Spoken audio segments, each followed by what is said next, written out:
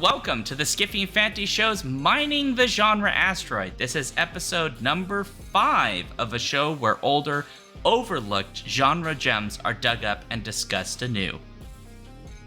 Come for the gentle pastoral fantasy. Stay for the revengeful incitement to a nasty civil war. But is it nasty? It's sort of moderately unpleasant. That's the plan, anyway. That's the plan. It doesn't go according to plan. It does not. Well, I'm Shaun. I'm Trish. And I'm Paul. And on today's show, we will be discussing 1974's The Forgotten Beasts of Eld by Patricia A. McKillip. Before we get into our discussion with you, a reminder to our listeners. Please share your questions and comments with us about our show at skiffyandfanny.com/listener-suggestions. If you aren't already, join us on Twitch for Shaun's Alphabet streams every Friday at 7 p.m. Central to be a part of our interactive live streaming format. Finally, be sure to join our Patreon and be part of our special Patreon-only events on Discord. Please share and support this fabulous show so we can bring you more SFF awesomeness. Review us wherever you get your podcasts. Word of mouth is a big deal for fan-run podcasts, and we need your help to find new ears for our ridiculous show. Paul, you have been elected by somebody who wasn't me to do the summary of The Forgotten Beasts of Eld. And so if you wouldn't mind, what is a relatively quick summary of this book? I feel honored to do the tagline and the summary, so here we go. So, in a world, in a fantasy kingdom, a wizard dies, leaving his 16-year-old daughter, Sybil, in charge of his magic and the menagerie of the titular beasts.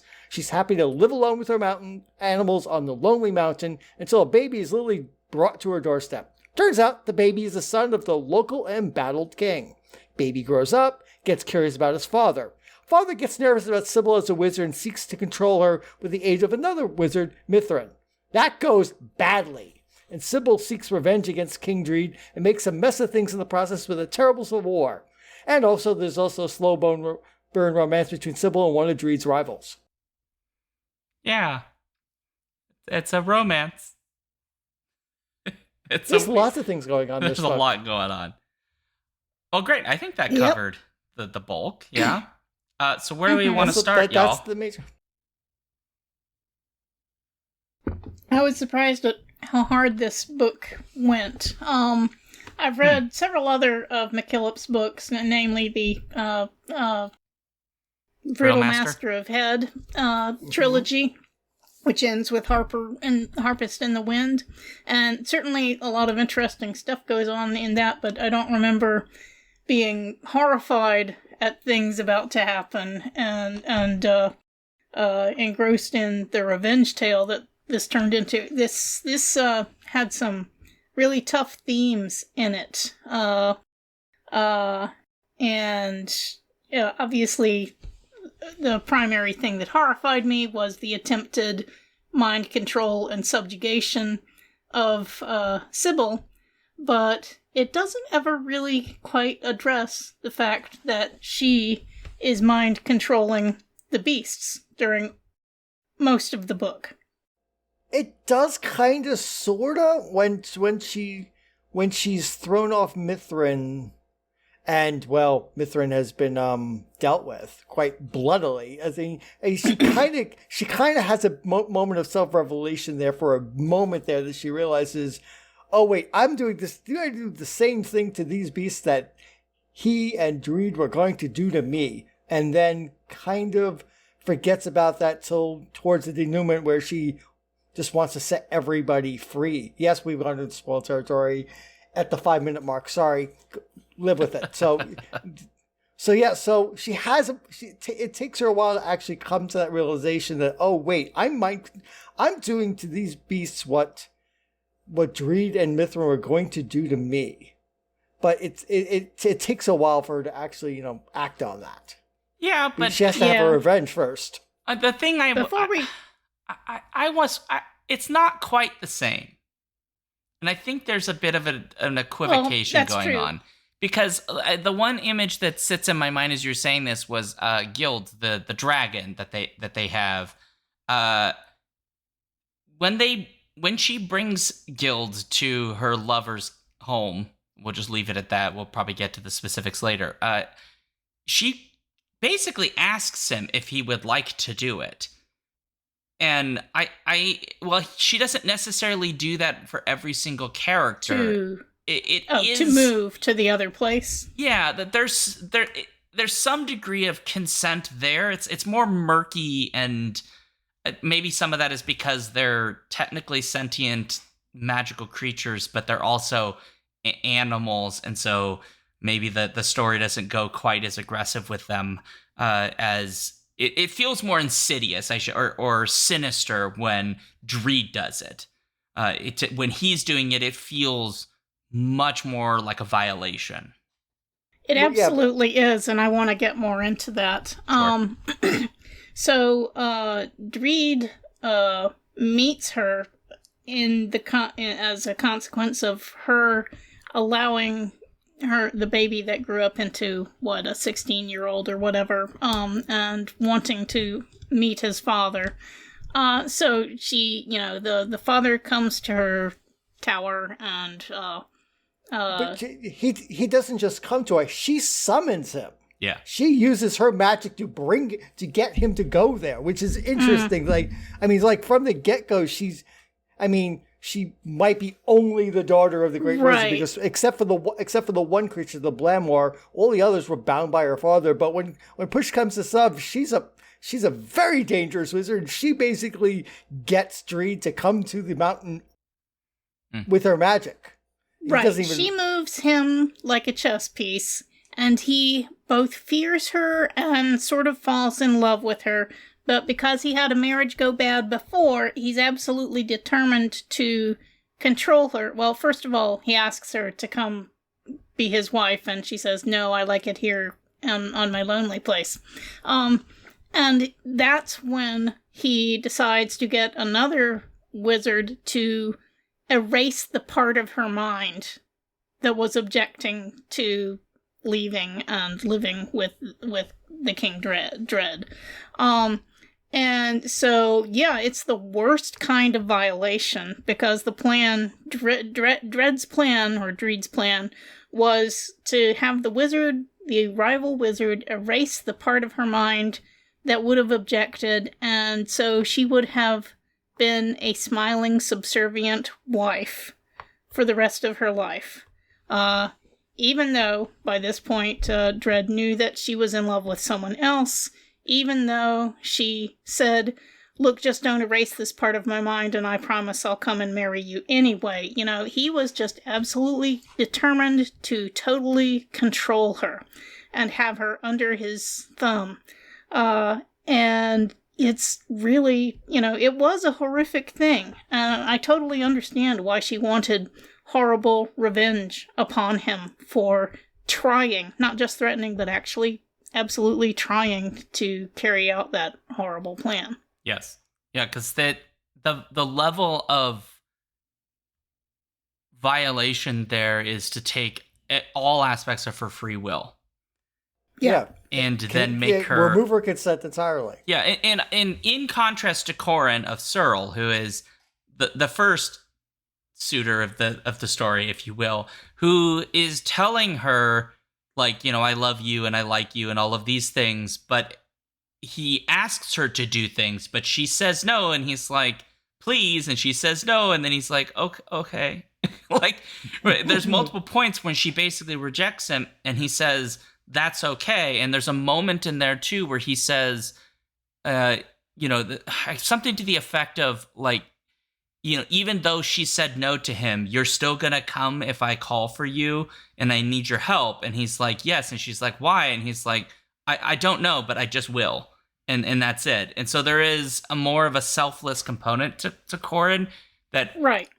There's a very clear contrast being made between the two characters, or arguably three, because Mithrin also tries to manipulate her as well, and it's very alarming, the number of men who are just trying to control this woman who just wants to live on her mountain with the animals and like talk to the magic lion and help the dragon get his treasure, and these very fantasy fairy tale things. Yeah.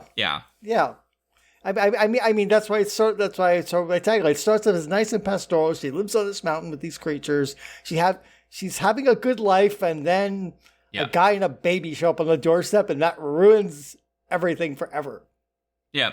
Well, I wouldn't say it ruins everything forever. It certainly changes everything forever. But she ends up loving the baby that she got handed to her. And she does end up, another spoiler, loving Corin in her own way, which is not quite as open-hearted and generous and selfless as Corin's way of loving her. Yeah. But she does love him. I mean, she's described as an ice queen. She's got ivory hair. I mean, we're playing with lots of fairy tale tropes, but this is Patricia McKillip, and we shouldn't be surprised, even if this is her first book. Yeah. She loves to play with this stuff. She sticks it into everything. Yeah. It's not quite her first book. She wrote a couple of children's books in 73, but it's her first adult book, and I believe it won the World Fantasy the year that it came out. So basically her debut, and the Mythical. And so her debut adult novel in 1974 won 2 major awards, and she kept writing through 2016, and she won lots of awards in the meantime, including in 2016 with Kingfisher. She won the Mythical again. So she had an amazing run of high quality, mostly fantasy, I think maybe all fantasy, but she was a great writer. She only died in 2022. Something to note about this book is you mentioned that she'd written for younger audiences. This book was not picked up by adult editors. It was picked up by her children's editor, who wanted a book to bridge the gap of the sort of teen to adults women gap. Okay. Which kind of makes sense for this book, even though I think you wouldn't assume that it was how it got published or what its intended publishing structure was, because it is, I think, more in line with what we would think of as fairy tale influenced adult fantasy.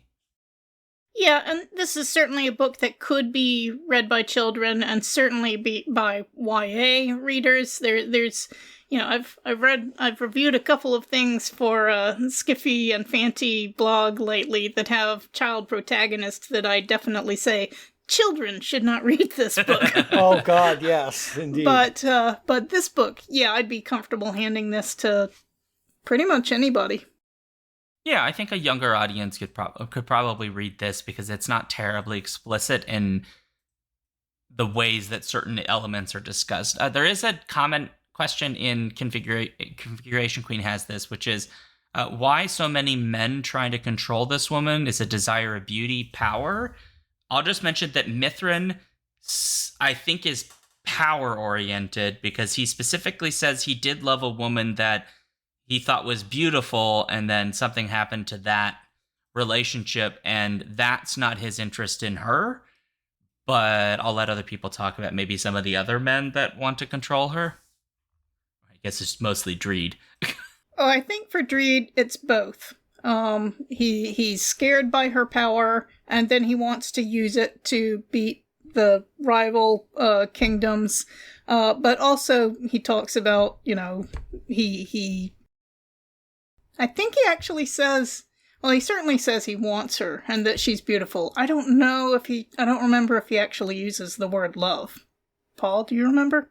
Yeah, no, he does. Yeah, he desires her. He wants to marry her, but yeah, love doesn't really come into the equation. He's really oriented into her power because, I mean, it's not other kingdoms. It's his own kingdoms, kind of ridden with these rival lords. And there was a battle some time ago that he barely won. He's kind of holding on to the kingdom by the skin of his teeth, and she's got demonstrable power, and he wants that power and fears that power to try to keep his kingdom afloat.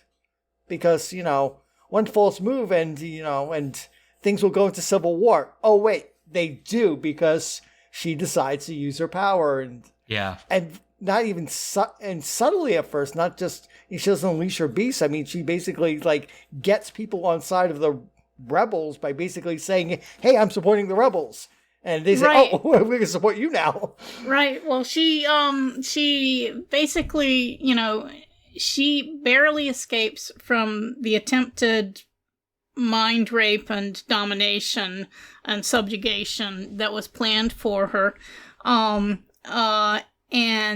at that point, she goes home and tells Corin,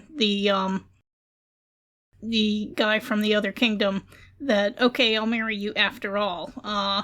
And she doesn't tell him that she's doing this mostly at that point to get to the other kingdom and start her war plan, because she wants to utterly crush, humiliate, defeat, and punish Dreed, yeah. King Dreed for trying to do that to her. Which is a little unfair to poor Corin, who thinks that, hey, he finally is going to get this woman to marry him and have young wizardlings, because he's really interested in a family. Because he says the word wizardling several times. He wants a nice big family. Yeah. Well, he comes from a nice big family. Right, so he says he feels that he should have one too. It's like, and this woman, and he's even willing to set stuff aside for the animals and stuff, but she has this plan to basically, destroy Dreed, and poor Corin is kind of used for a good long while in that regard, until she finally realizes she really actually loves him. Well, and can you blame her? Because Corin, there are a bunch of very clear sort of fairy tale archetypes in the story, right? He is, the chivalrous knight figure. And in every way you could imagine, he sticks by his word. He does not lie. He is pretty frank and honest. He believes in honor. And when he tells her he's going to give up his hatred of Dreed and his desire to kill Dreed and to be with her, he means it. He tells his family when they try to pressure him to maybe get Sybil to get involved in things, he says, no, I made a promise to her and I'm keeping that promise. Promises mean something. And I think that's really, really important, because Corin, for the most part, maintains who he is, and it is, the evil Dreed manipulating Sybil and trying to destroy her, really, that to some degree forces her to become a completely different sort of mythic archetype.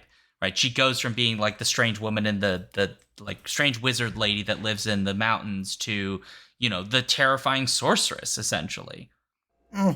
Yeah. It's a very interesting character arc. Woman right. Right. Go ahead. It's really troubling, though, that she decides she's just going to keep this secret from Corin, her husband. She's going to go behind his back, talk to his father, his brothers, tell them, we're making this war plan. Actually, I just mainly married Corin to get back at the guy who tried to ruin me. And she thinks she's going to keep that secret from him. And she also thinks at the same time, she'll be able to control this war so much that her foster son will also be safe. And, it's just kind of crazy to think that she can do all that. But eventually, of course, Corin does find out that she's been lying, at least lying by omission, and I think some direct lies in there too. About her, maybe not an evil plan, but certainly her hard-hearted plan. Cold-hearted, yeah. Cold-hearted, yeah. Yeah, we haven't talked much about Tam yet, and probably we should, because we first meet him as a baby that Corin brings to basically keep safe, to Sybil, and then we jump like 12, 15 years, and then he's like just living on the mountain. He's happy. He plays with the animals, and then, and the mountain kids. The whole. Yeah, he's with the mountain kids. Yeah, he's friends with the mountain kids. And then, of course, the problem with his father comes up, which is Corin's fault, because Corin brings up, he says, like, well, you should talk to his father. You should know his father. And until that point, Tam didn't really seem to care. No. It's like he had his mom, he had his foster mother, and that was it. And Corin, God bless him, I guess he's a paladin, he's a good heart, kind of puts that seed in that, yes, he should know his father, and then that leads Sybil to summon Dreed, and then things take the turn from there. So had Corin not come back, I mean, Tam would live life happily, on the mountain, but that was never going to happen as the son of a king. That was just that he was destined, sadly, not to stay a mountain kid, no matter how much the reality wants otherwise. He's a political pawn and used by everybody. Yes, I think he does love his father. I mean, that makes it clear at some point that he feels really bad when Sybil's really putting the screws to Dreed. I think he loves his foster mother. I think he likes Corin, but yeah, he gets pushed back and forth like a poor chess piece, to use the chess metaphor again, by all sides. He it's not crazy that he loves his father, because his father, he's the apple of his father's eye once he actually gets to meet his father, and he gets to do all kinds of exciting things like go hunting and have lots of people paying attention to him. Whereas Sybil, a lot of the time, she's just off in one of her reveries, searching mentally for the Lyrillin, the beautiful white bird that she would like to add to her collection. Yeah. She's a little bit of an obsession there. But we'll talk about that ending probably at some point about that. Yeah, but anyway, I think it's quite reasonable for Tamlorn to be really excited and, to love his father back. He doesn't realize what a horrible person Dreed is because she doesn't tell him. But there's the question. What made Dreed horrible, and when did he turn? I mean, at the beginning, I got the sense of an embattled king in over his head. So when did he decide to turn evil? And is it fear? Is fear the mind killer here? I think the answer Sybil. He tells us when when he goes to meet with Mithrin and Sybil. And Sybil's begging, please don't take away basically my free will and my will to choose. Don't make me a love zombie, is essentially what she's begging for. Mm-hmm. And he basically says, I can't trust you because the last woman I loved betrayed me to be with another man. You will do the same thing. And so the only way I can have you in my life and have you is to steal from you the thing that would allow you to betray me. He's afraid of power. Some of that is not entirely his fault. He makes this point, I think, that maybe we don't talk as much about with like people who are kings, and which is like everybody around him is jockeying for political influence because he's a king, and so he can't entirely trust anybody. Well, he's a weak king. Remember that he just barely won that battle, and so he's holding on to that kingship with his fingernails. Yeah. Right, which of course does not at all justify his attempt to rob Sybil of her power and her agency. Yeah, he's bad. To be clear, he's very, very bad, but, bad people don't just magically become bad the next day for no reason. I guess what we're getting at. Something twisted. He got a taste of the thing he probably offers other people by being in a position of power. And instead of dealing with it like a grown-ass man, he snaps and takes it out on everybody else. And in this case, Sybil. And to some degree, Sybil has the same thing, right? She experiences this very traumatic thing, and she goes on the rampage to destroy him, not quite paying attention to the fact that there is no way this fight that she's brewing is going to end nice. Lots and lots and lots of Searle's people are going to die. Lots and lots of people, probably innocent people on Dreed's side, are going to die because it's a civil war with people showing up in battlefields and killing each other with blades. It's just, I think we're more sympathetic, understandably, to Sybil's reasons for why she's doing what her doing, even if it's maybe not just exactly justified what she's doing. Just to summarize that, having a reason is not the same thing as having justification. Yes. Yeah. But it's not, it's like, at least there's a logical reason that we can understand, even if it's not justified at all. Yeah. I mean, I think with Dreed, like, his inability to have any control in his life is part of why he wants to have control over everything, and you just can't do that. And Sybil, to her credit, for almost all of the story, really doesn't want the power games. She's not interested. She doesn't care about the conflict between Dreed and Searle. Like, she's not interested. She just wants her mountain kingdom to hang out with the animals and learn about stuff and, probably put flowers in her hair and dance in the street. That's what she wants to do. And every time Corin or anyone else shows up and is like, hey, there's this other stuff that's going on, she's like, yeah, I'm good. I'm fine. We'll just hang out here. It's all good. Even Corin basically has to beg her to take Tamlord at the beginning of the book by being like, please take this kid because I have to go to war because they killed my bro. And she's just like, fine, I'll do it. My God, but what if I don't love this kid? She says. Well, that's what she says. Yeah, spoilers. 5 seconds later, she's calling him my Tam. Okay. Right. Yeah. Right. I do want to point out, though, that there's another occasionally significant character in this book, which is she doesn't just get the baby handed to her with no help at all. Corin says, hey, I met this witchy woman down the side of the mountain who may be able to help you. And it's basically an herbalist and an old wise woman who provides lots of helpful advice to Sybil. Should we spoil about her? Sure. I mean, sorry. We've been doing significant spoilers. Yeah, it turns out late in the book we find out that's actually Sybil's mother. Yeah. Or is mother in spirit? I interpret it as mother because she's really distraught about the whole thing when Sybil goes on a roaring rampage. I took it as literal. Maybe I'm wrong. Maybe it's metaphorical, but I thought it was a metaphorical mother.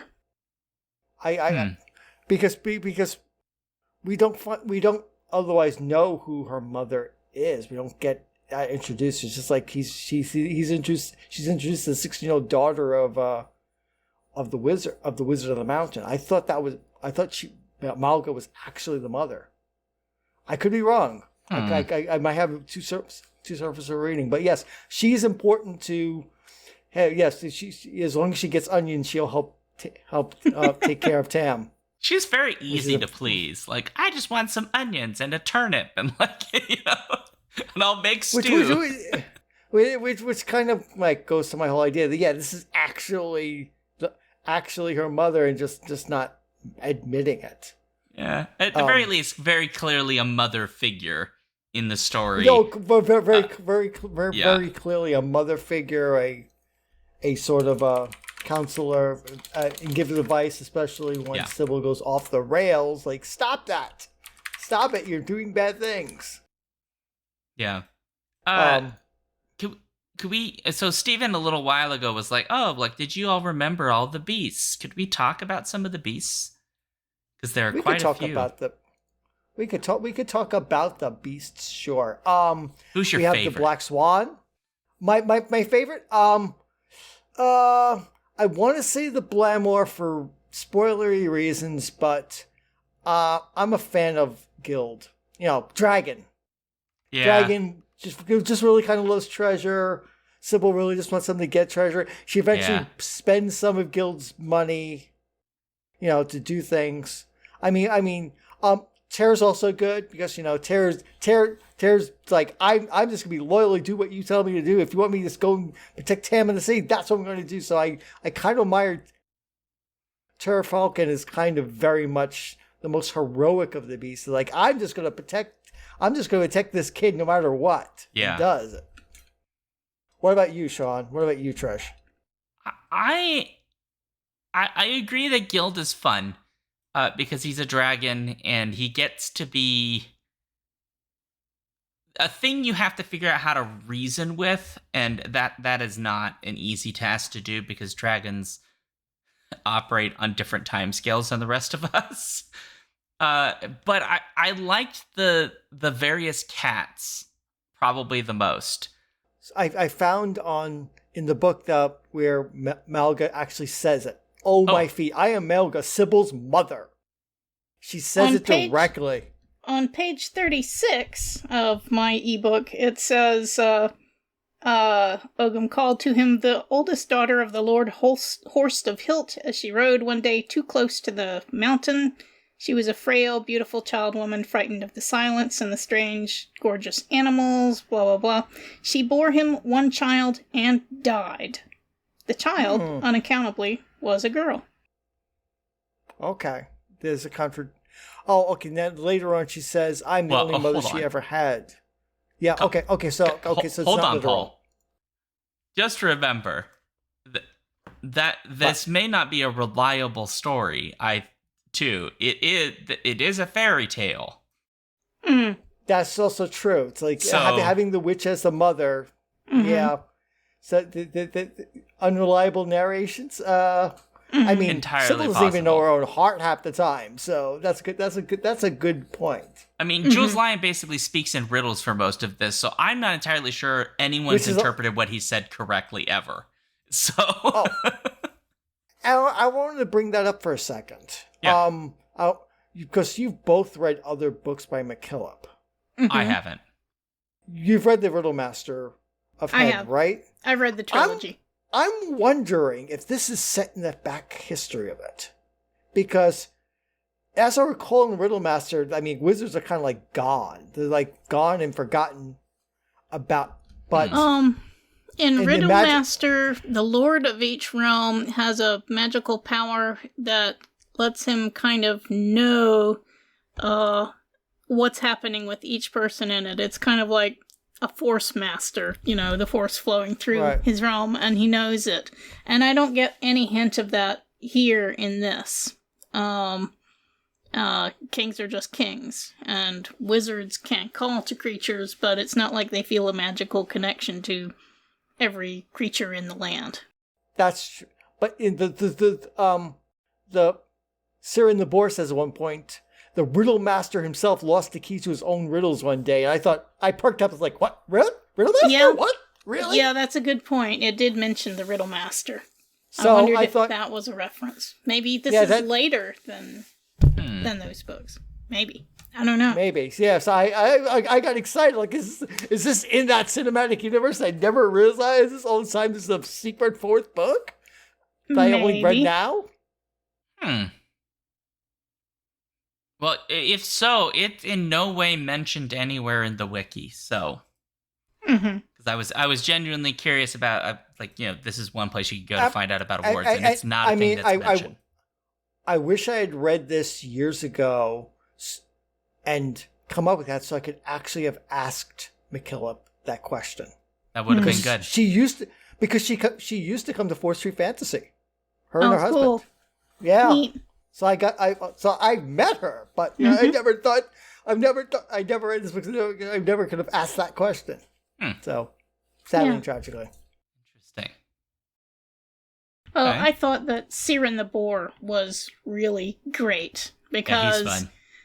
he spoke truth to power. He was not afraid, or he had no problem telling Sybil that, well, in his elliptical, riddling way, that she was laying traps for herself to step into. He gave her warnings, lots of warnings about, you're setting yourself up for disaster here. Yeah. And the people you claim you care about also. So, just the, his red eyes glinting at people from the corner. But, he was actually a pretty nice boar. He wanted good for people, as opposed to Gild the dragon that kept saying, "Can I kill these people? Can I? Well, but he does ask. Well, he does ask, but I mean, he's a little overeager, but yes. It's like he recognizes he's not supposed to, but also maybe doesn't, like, it's almost there's a element of self-awareness that, like, he knows that sometimes you're not supposed to kill people, but he doesn't quite understand when you're not supposed to, and so he asks because he doesn't want Sybil to be mad at him. Because he's just happy, like, slumbering in his little cave, and eventually when he has his treasure again, slumbering with his treasure, he's in his happy place. This is why I like Gild so much. He's so much fun. Because he is this dragon who just weirdly defers to this tiny woman, and it was willing to ask the really tough questions, like, is this one that I can eat? Like...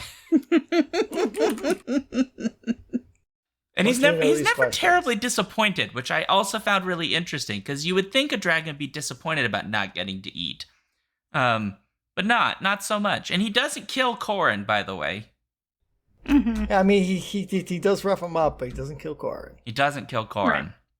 Which I think is Corin good. Does go through a bit of... Gild doesn't always listen when he's told, wait. He's not terribly patient for a creature that lives for presumably basically forever.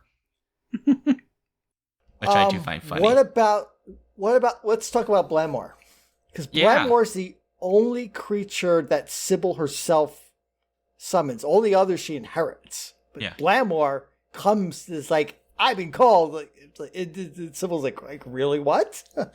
I'm a creature of the night, and you called me, and I'm gonna hang around. And it's like, okay, right. Well, she kind of feels Blamor sidling around in the shadows. Before she calls him, she feels like there's something going on here. There's someone hanging out in the shadows. I've got to find out who this person is who is sneaking around and being close to me. And she eventually finds a name in a book and summons him and almost perishes in that encounter, but doesn't quite. She figures some things out, and also he just doesn't kill her.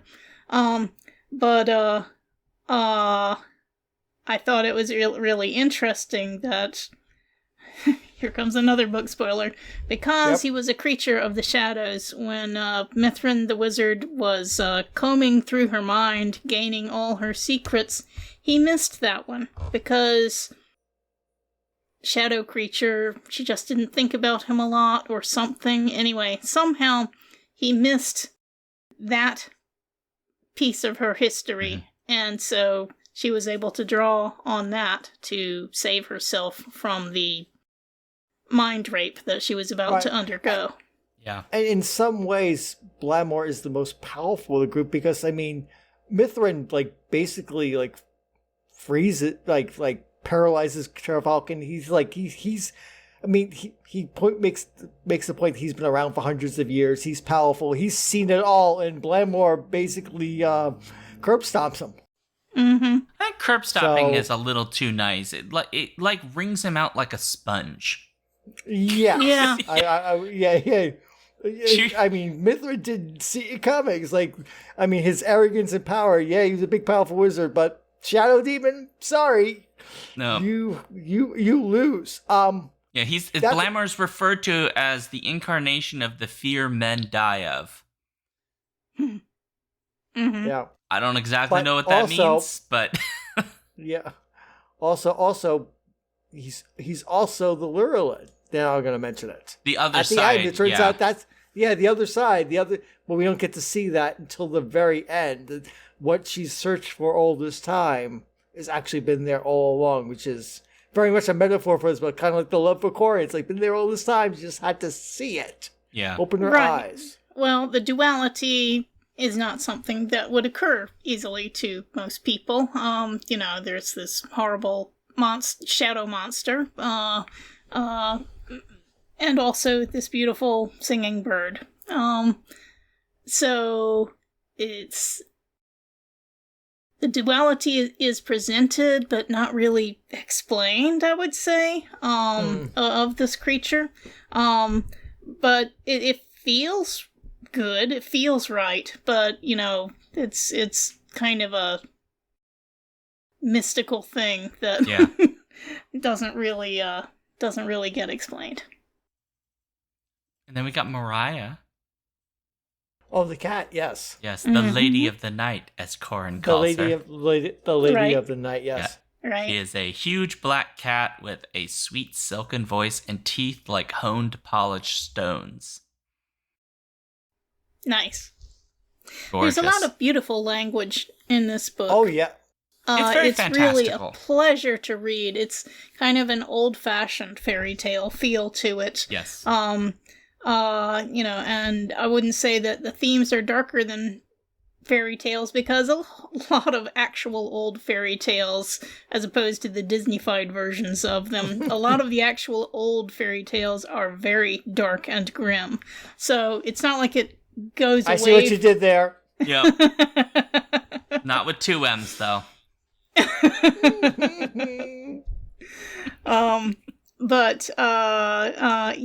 It's a beautiful, lush, and occasional lyrical book that's was just really easy to sink into, it's a pleasure to read the language of the book as well as the plot elements. Yeah, I did the flip between Kindle and listening, so I got both ends of that, and it's really good audiobook. It's a really good reading book. Mm-hmm. I'm not sure which I prefer. I'd have to think about that. It's hard. I think it's... I did both as well. I've been doing a lot more of that because it kind of forces me to read more when I'm tired, because I can read along while I'm listening. I feel like the reading... because so much of it is almost like you say, almost lyrical, having it read kind of enhances those lyrical aspects to it, because there's those natural pauses in the sentences and those kinds of things. And that's something I really liked about the audiobook, is the descriptions felt even grander because of that sing-songy quality to the writing. That I really enjoyed, I think, the most. I also just say I love a book that doesn't just bloat itself out and make itself 500 pages long. 1974. I know it's 1974. But I appreciate to great degrees. This is, in this edition, is like 210 pages or something. And it doesn't feel like it's rushed. And it doesn't ever feel like it drags. It almost feels like every sequence of the story has a very explicit function and purpose. And it fulfills its purpose. And then we get to the next sort of piece in the set. And I really did like that about the book. Some of that is, I think, just helped by it is like, a fairy tale being sort of rewritten in novel form. And so there's so much that fairy tale components to the types of stories and the characters that are being told and the archetypes and so on. And so it kind of makes sense you wouldn't make, a 5,000 page novel out of those kinds of elements, because I think that stretches them too thin. And in this, it just feels very tightly paced. And I like that quite a bit. Yeah. Yeah, we didn't spend the years with Tam Lorne growing up. We kind of telescoped that, and we didn't really need to see, 200 pages about him wandering on the mountainside.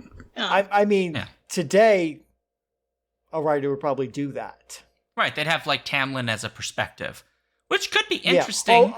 Because especially, well, I'll be honest, Tamlin, like little baby like little tiny Tamlin before he goes off and hangs out with his dad, honestly, not that interesting a character. But like when he goes off and is a naive kid in, a dangerous court environment, that's actually that could be interesting.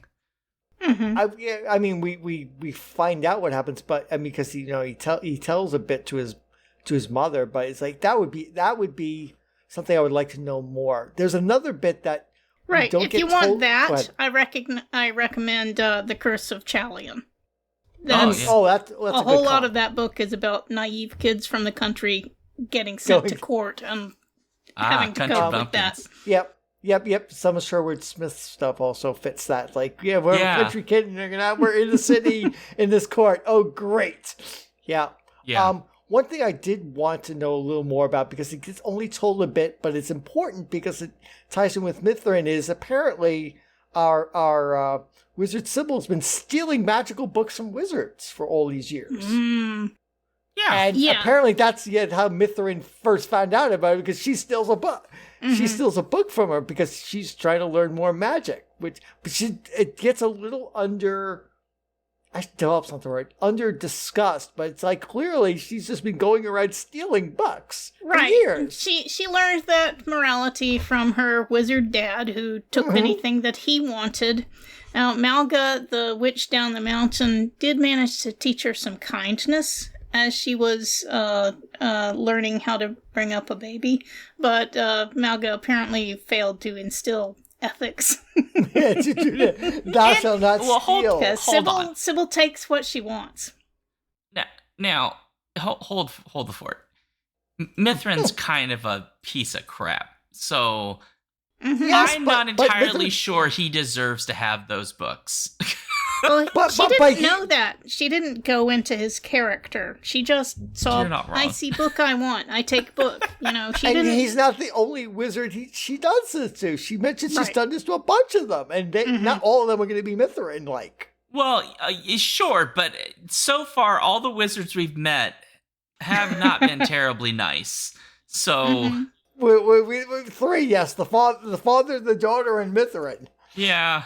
There's weird father figures and creepy guys who try to force female wizard ladies to be his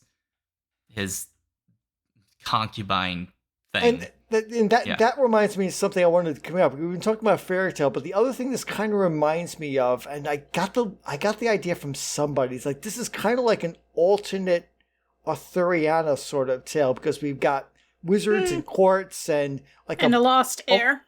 Lost heir, so it feels like it's like an Arthur story, with Tam as Arthur, obviously, from a different world, in a different world. So, I mean, we've got Corin is not Galahad, but he might be Lancelot if you squint. But so. It's playing in that chord as well, kind of resonating with Arthuriana without actually being Arthuriana. An interesting Which means idea. people should. It's like kind of like Natania Barron's Arthuriana. This feels like that in some ways. Yeah. I want to mention, if anyone in chat has any more questions or issues they would like us to discuss, feel free.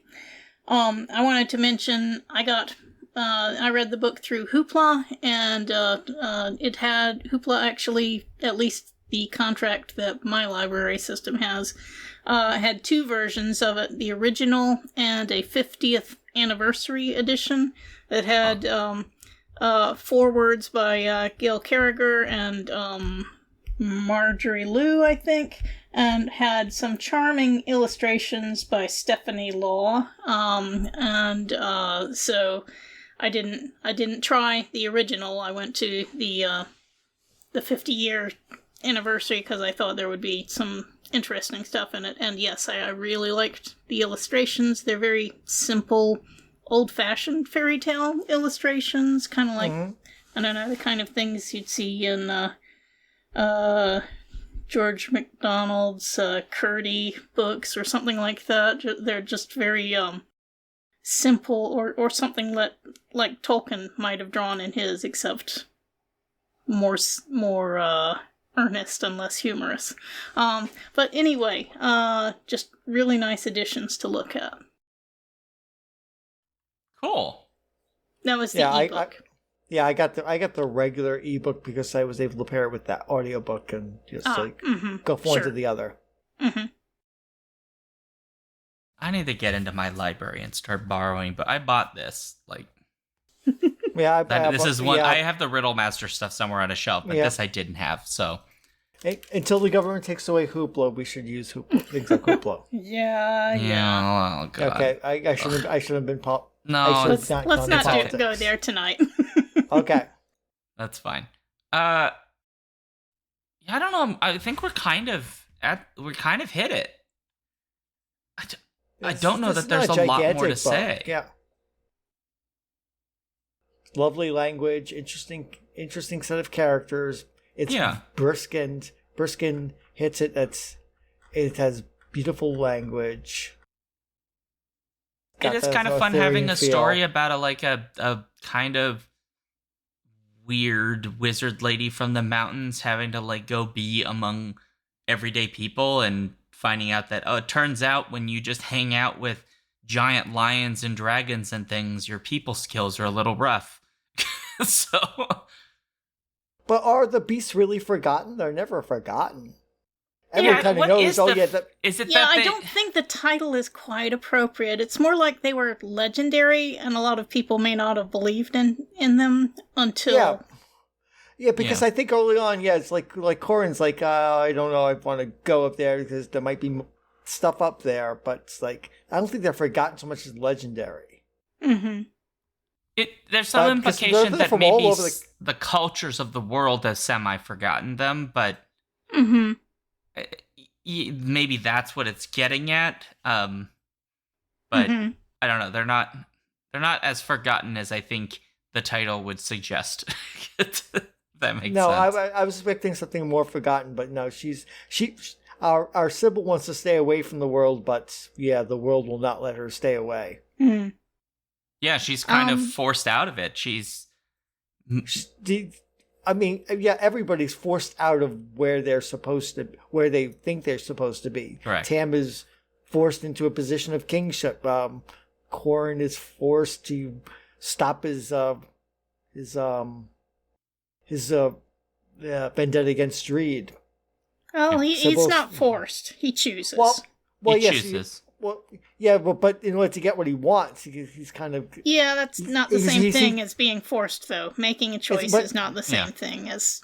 Yeah, but it's almost like a forced move in chess. It's you forced me, not really forced. It's he's kind of pushed along... He pushes himself along the chessboard to make that choice. But to get what he really wants. I think that's... I think I agree that there is... I don't want to use the word manipulation because I think that's still too strong a word. There is gentle coercion to get him to give up this vendetta, but that coercion comes from a place of love. I don't think it's coercion. She states what she wants, and if he wants to walk away from that, that's okay. I don't. It's not really. Yeah, it's a choice. He makes a choice. Stating your boundaries is not coercing someone. Okay. That's fair. Her boundary is she doesn't want to be in love with someone who is focused on vendetta, which is ironic given what she does later, but that was her condition. Yep. I do think we should mention, probably, since we spoiled so much, that in the end, there is not actually a war, because Sybil is brought to face just how ugly her plan is and how awful it's going to be for everyone if it goes through. And so instead of using her beasts for power in the war, she frees them all and says, we had our plan, but I'm going to say, no, you are all free to choose what you want to do. And happily, what the beasts choose to do is mainly lead people away from the war, get them hunting them, and then they get away, of course, but because they're magic. But, a lot of people get confused and kind of lost in the forest for a while, and, some people disappear, I think. Yes, some people disappear and are not heard from again, mainly the nasty ones who were trying to control Tamlorn, the heir. But also, the people from the other kingdom get led astray and end up... So it ended up actually being quite a happy ending for most people, because there's, the war is avoided, people go back to living peacefully and happily, and so, yeah, it's a very happy ending, as fairy tales go. Agreed. Well, I think we should call it. Yeah. I think we hit it. I enjoyed this a lot. I'm glad the two of you joined me on yet another Mining the Genre Asteroid adventure. You're welcome, Paul. I don't have a choice. Our first one into full-on fantasy. Yeah. Mm-hmm. Paul, I didn't have a choice. You called me by name. Oh, are you saying I'm a wizard? You're a wizard. Of course you are. You're a wizard. What do you mean? Of all of us, Paul, who actually would be a wizard? You. I mainly play clerics and paladins. Yes, that's what you play, but in the real world, surrounded by all your books, you're a wizard. Yeah, that's fair. You would be a total wizard. You'd pull out some strange spell while we're all hanging out at a convention, and it would be confetti in the room, and you would be like, this is McDougal's happy confetti spell that I found in a magic book that I got at the library. And of course, Prince Justin is thousands of years old, which supports the wizard theory. Correct. Damn it. Yep, we're on to you. All right, guys.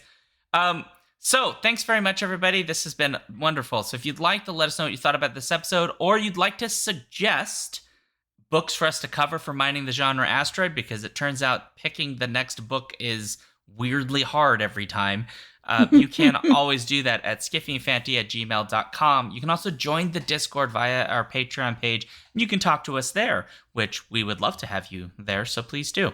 We are on Blue Sky, Threads, Mastodon, YouTube, and a whole bunch of other places. This show comes out as audio on our podcast, which is on iTunes, all of those things. And then it is also on our YouTube channel as the video version. So if you don't catch it live, you can catch it that way if you'd like to watch our beautiful faces and see what it's like when we smile. You can find links to all that stuff at skiffyandfanty.com/skiffythings. We are here again, 7 p.m. Central every Friday for Skiffy and Fanty's live format. So please come for that. That is at twitch.tv/alphabetstreams.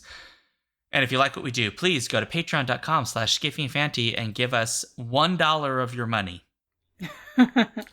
More is welcome, but honestly, guys, I get it. $1 is enough. We do accept Canadian dollars, and every Canadian dollar gets a gold star because we like Canada, and I just really want Canadians to know that we really like you guys, and half of our crew is Canadian, so we're going through some stuff at the moment. Loonies, whatever they're called. Look, Canadian money objects in chat. Configuration Queen is calling them loonies. I don't know. Is that what they're called? I haven't handled Canadian money in 25 years, guys. And you have a lot of gold stars, Stephen. Yeah, yes. A lot of gold stars as Stephen Kuikenmiller. Anyway, I'm at ShaunDuke.net. You can also go ShaunDuke.net/SkiffyThings to find me. No, ShaunDuke.net/DukeThings, not SkiffyThings. I don't know what I'm doing. I'm also here Wednesdays and Sundays at 6 p.m. Central on the Alphabet Streams channel. All right, you can find me, Trish, on Blue Sky at P.E. Matson, on Mastodon at newsy.social at TrishEM, and on my blog at whatsthewordnow.blogspot.com, and as I mentioned, I do a fair number of reviews at the Skiffy and Fanty blog as well. And you can find me ubiquitously on the internet as Prince Justin with a V, PRINCEJVSTIN. Just use that just about everywhere good people are, and you'll find my work. Perfect. As required by the Skiffy and Fanty bylaws, I now need to make this happy. And I will just let everybody know that Paul told me secretly before this podcast that all the members of the Skiffing and Fantasy show will be moving to a mountain compound Oh, in wow. the Rockies, where we will all be working to call in all of the majestic, magical beasts of the world to take care of them and provide them sanctuary and refuge from the difficulties of the world. And so the first of them will be Billy Bob McBobblelobble, which is a type of three-legged deer that only exists on the border between New York and whichever Canadian state is immediately above New York. I forget, but that only lives in that border area. So there you go. I think you just filled Canadian geography. But on that happy note, end scene? Yes. Awkward ending? Happy ending, end scene.